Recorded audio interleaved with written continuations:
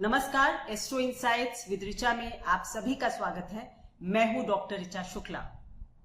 जीवन मंत्र की एक श्रृंखला मैंने आरंभ की थी और उसको आज थोड़ा सा आगे बढ़ाऊंगी, और इसलिए क्योंकि आप लोगों में से बहुत लोग मुझसे जो प्रश्न करते हैं उसकी वजह से साथ साथ में मैं आपको कुछ लाइफ से रिलेटेड टिप्स भी देना चाहती हूं, या चाहती हूं कि मैं जितना समझती हूं चीजों को वो आप तक अवश्य पहुंचाऊं।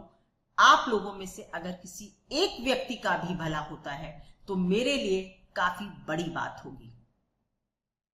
एक और इम्पोर्टेंट अनाउंसमेंट भी करना चाहती हूं कि मैंने जैसा कि आप लोगों से बताया था एक वीडियो में कि मैं जुलाई के महीने से एक बार लाइव अवश्य आया करूंगी, महीने में 1 घंटे के लिए, और उसमें आप लोग मुझसे जुड़ सकते हैं और अपने छोटे छोटे एक आधा प्रश्न जो हैं वो मुझसे कर सकते हैं, क्योंकि आप लोगों में से बहुत लोग मुझसे जुड़ना चाह रहे हैं। मेरी भी अपनी कुछ सीमाएं हैं, इसलिए मैं आप सभी के सारे प्रश्नों का आंसर कमेंट में नहीं कर सकती। आप लोग लाइव से जुड़िए और उसमें मैं ज्यादा से ज्यादा लोगों के छोटे छोटे प्रश्नों के हाँ या ना वाले जो प्रश्न होते हैं कि आपकी नौकरी लगेगी या नहीं लगेगी, इस तरह के प्रश्न मैं आपके आंसर करने का प्रयास करूंगी। ये आप लोगों के लिए मेरी तरफ से बढ़ाया गया एक कदम होगा कि आप भी मुझसे कुछ जान सकते हैं, पूछ सकते हैं। चलिए अब शुरू करती हूं। बहुत जल्द आपको लाइव की डेट जो है वो मैं बताऊंगी। प्लानिंग चल रही है, बस जब डेट फाइनल होगी मैं आपके साथ शेयर करूंगी। ज्यादा से ज्यादा लोग मुझसे लाइव में जुड़ें और अपनी बात मुझ तक रख सकते हैं। जो जीवन मंत्र आज बात हो रही है वो मैं आपको गीता के एक संदर्भ को लेकर समझाने की कोशिश करूंगी और आप लोगों को ये बताने की कोशिश करूंगी कि क्या आप लोगों ने कभी भी गीता को इस दृष्टि से समझा। आप लोग ज्योतिषियों से प्रश्न करते हैं, ऐसा होगा या नहीं होगा, मेरी नौकरी लगेगी या नहीं लगेगी, मेरा विवाह होगा या नहीं होगा। ये आंसर, या अगर मैं कुछ एफर्ट ना करूं तो भी मेरी नौकरी लग जाएगी, मैं कोई भी एफर्ट ना करूं तो भी मेरा प्रमोशन हो जाएगा, ये लिखा हुआ है।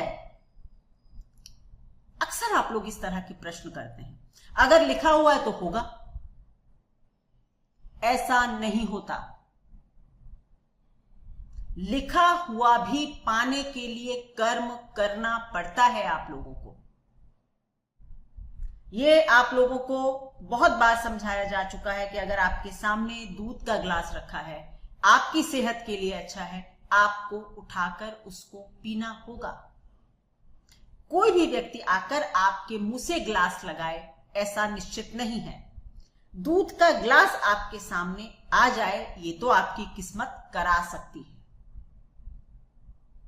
पर आपको पिला नहीं सकती आपकी किस्मत। गीता में कभी आपने सोचा कि भगवान श्री कृष्ण ने पूरी गीता लिख दी, पूरी गीता अर्जुन को समझाना ही तो है कि युद्ध करो, और क्या है। अर्जुन को दिए गए भगवान श्री कृष्ण के उपदेश ही तो गीता है। वो ऐसा अर्जुन के साथ क्यों कर रहे थे। सर्वशक्तिमान परमात्मा ईश्वर विष्णु का अवतार जब स्वयं वहां खड़े हुए थे तो वो अर्जुन को युद्ध करने के लिए इतना प्रेरित क्यों कर रहे थे। कभी आपने सोचा, अगर वो चाहते तो अर्जुन के अंदर इतनी शक्ति भर देते कि अर्जुन युद्ध करने लगते, फिर वो समझा क्यों रहे थे। भगवान श्री कृष्ण ये क्यों कहते हैं अर्जुन से कि हत्वा वा प्राप्स्यसि स्वर्गा जित्वा वा भोक्ष्यसे महीम तस्माद् उत्तिष्ठ कौन्तेय युद्धाय कृत निश्चय। अगर तुम हारे तो तुमको स्वर्ग मिलेगा। क्यों? क्योंकि तुम धर्म की लड़ाई लड़ रहे थे। और अगर जीते तो इस पृथ्वी का जो राज्य है वो भोगोगे। इसलिए उठो और युद्ध का निश्चय करो। भगवान कृष्ण उनको दोनों पॉसिबिलिटीज क्यों बता रहे थे, हारने और जीतने की? भगवान ये क्यों नहीं बता रहे थे तय करके कि तुम ही जीतोगे? जो चीज ईश्वर नहीं बता सकता वो आप ज्योतिषी से जानना चाहते हैं। कैसा होगा, क्या होगा? हम आपको आपके जीवन की पॉसिबिलिटीज बता सकते हैं। हम आपके सामने दोनों पक्ष डिस्कस कर सकते हैं। अगर ऐसा होगा, ऐसा करेंगे तो ये होगा, अगर ऐसा करेंगे तो ये होगा। लेकिन हम ये नहीं कह सकते ऐसा ही होगा, क्योंकि आपके कितने एफर्ट्स उस तरफ जाएंगे ये हम नहीं जानते। मृत्यु और जीवन के अलावा हर चीज में आपके एफर्ट और कर्म मायने रखते हैं। और भगवान कृष्ण भी अर्जुन से वही कर्म करवाने की इच्छा रखते थे कि कम से कम तुम पूरी ताकत से लड़ाई तो लड़ो। हारोगे तो ये होगा, जीतोगे तो ये होगा, युद्ध करो। यानी कि ईश्वर आपको गीता के माध्यम से अर्जुन को ही नहीं, युग युगांतर तक हम सबको ये समझाना चाहते थे कि भले ही ईश्वर स्वयं उतरकर मानव का रूप लेकर आपके साथ क्यों न खड़ा हो जाए, तो भी आपको कर्म तो करना ही होगा। अपनी लड़ाई खुद तो लड़नी ही होगी। और आप ये गारंटी एक ज्योतिषी से चाहते हैं। जो गारंटी ईश्वर नहीं दे सकते थे या नहीं देना चाहते थे, वो आप एक इंसान से क्यों चाहते हैं? ये आज का जीवन मंत्र है कि आपके साथ अगर ईश्वर भी खड़ा होगा तो भी आपको इस जीवन की लड़ाई खुद लड़नी होगी, तभी आप इस पार या उस पार जा सकेंगे। ज्योतिषी का काम सिर्फ इतना है, वो भी एक ईमानदार ज्योतिषी का काम इतना सा है कि वो आपको दोनों पक्षों की जानकारी दे दे। अगर आप फॉर एग्जाम्पल एक शादी की पत्री मिलवाने के लिए आए और मैंने देखा कि ये पत्री ठीक नहीं मिल रही है, मैं आपको एक फेयर एनालिसिस करके दे दूं कि देखिए अगर आप विवाह करेंगे तो ये परेशानियां इनकी लाइफ में आएंगी, और अगर आप नहीं करेंगे तो इन परेशानियों से शायद बच जाएं। डिसीजन आपका होगा, कर्म आपको करना होगा। आप किस दिशा में आगे बढ़ना चाहते हैं ये आपका डिसीजन होगा, निर्णय होगा। कभी भी कोई भी ज्योतिषी ये नहीं कह सकता कि ऐसा ही होगा। ये तो केवल और केवल ब्रह्मा कह सकते होंगे, ज्योतिषी नहीं कह सकता। के.एन. राव साहब हमेशा इस बात को कहते थे कि भाई अगर आप ही सब कुछ बताने लगे तो आप तो ब्रह्मा हो गए।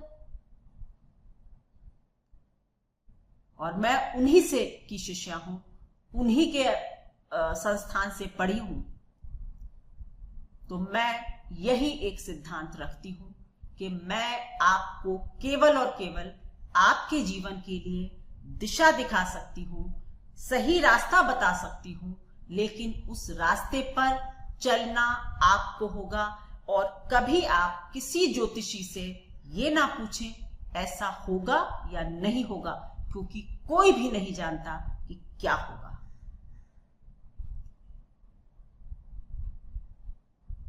गीता से बड़ा कोई ग्रंथ नहीं। हर प्रश्न का उत्तर उसमें आप खोज सकते हैं, बस आपको एक अनुसंधान की जरूरत होती है। एक इस दिमाग के साथ उस चीज को पढ़ना होता है कि क्या आंसर आप निकालना चाहते हैं। हर लोग आज तक हर जगह आपने सुना होगा कि गीता में सिर्फ इतना कहा गया कि भाई कर्म करते जाओ, फल की इच्छा मत रखो। मैंने अलग दृष्टि से गीता को पढ़ा और मैंने ये विचार रखा कि ईश्वर ये समझाना चाहते थे कि कुछ भी हो सकता है, हार भी जीत भी, बस तुमको अपना कर्म करना है। क्योंकि तुम अच्छी राह पर चल रहे हो, तुम मरोगे तो भी स्वर्ग पालोगे, और अगर जीतोगे तो पृथ्वी का स्वर्ग पालोगे। करना क्या है? कर्म। दूसरी बात कि यदि आपके साथ जीवन में कुछ घटनाएं घट रही हैं, आप मेहनत कर रहे हैं और सफल होते चले जा रहे हैं, तो फिर आप मान लें कि ईश्वर आपके पीछे खड़ा है। कभी भी अपने अंदर अहंकार न लाएं कि ये आपने कुछ पा लिया है। वो ईश्वर है, वो कृष्ण स्वरूप ईश्वर है जो आपके पीछे खड़ा है और आपको सही गाइडेंस दे रहा है और आपका जीवन आगे बढ़ रहा था। यह भी प्रसंग गीता में ही है कि अर्जुन को थोड़ा सा अहंकार हुआ था कि शायद उन्होंने ये युद्ध अपनी ताकत से जीता है, और जब युद्ध खत्म हुआ तो अर्जुन ने जब ये कहा कि मतलब मैंने ये युद्ध जीत लिया, तब उस अहंकार को मिटाने के लिए श्री कृष्ण ने उनसे कहा कि तुम समझते हो कि ये युद्ध तुमने जीता है? उन्होंने कहा हाँ। और आपको पता है कि अर्जुन का रथ के सारथी श्री कृष्ण थे और उनकी ध्वजा पर खुद ऊपर हनुमान जी विराजमान थे।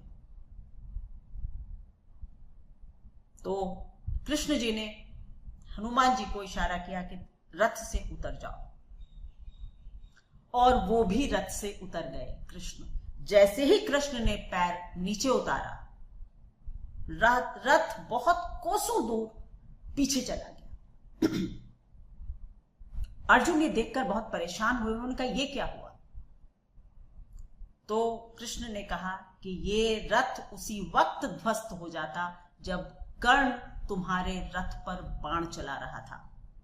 ये मैं था जो इस रथ को डिगने नहीं दे रहा था, पीछे नहीं जाने दे रहा था। समझ रहे हैं? तो आप भी अपने जीवन में अगर कुछ अच्छा कर रहे हैं, आगे बढ़ रहे हैं, तो मान लीजिए ईश्वर आपके पीछे खड़ा है। और अगर आप अपने जीवन में सफलता नहीं पा रहे हैं, तो ये मानकर चलिए कहीं ना कहीं आप अहंकार कर रहे हैं, या आपको सही दिशा पर चलना अभी समझ नहीं आ रहा है। ईश्वरीय मदद आपको नहीं मिल रही है। ईश्वर की आराधना करें। कोई भी काम अगर आपके जीवन में ना बन रहा हो, हनुमान जी की आराधना सर्वश्रेष्ठ है।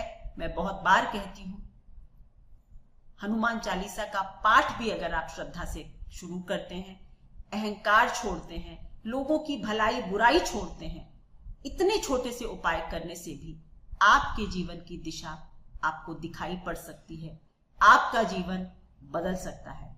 ये आप में से बहुत लोगों के लिए है। आप बहुत तरह तरह के कमेंट मेरे वीडियोस पर कर रहे हैं। मैं किसी का नाम नहीं लूंगी। अगर आपके साथ जीवन में अच्छा नहीं हो रहा, भगवान से जुड़िए,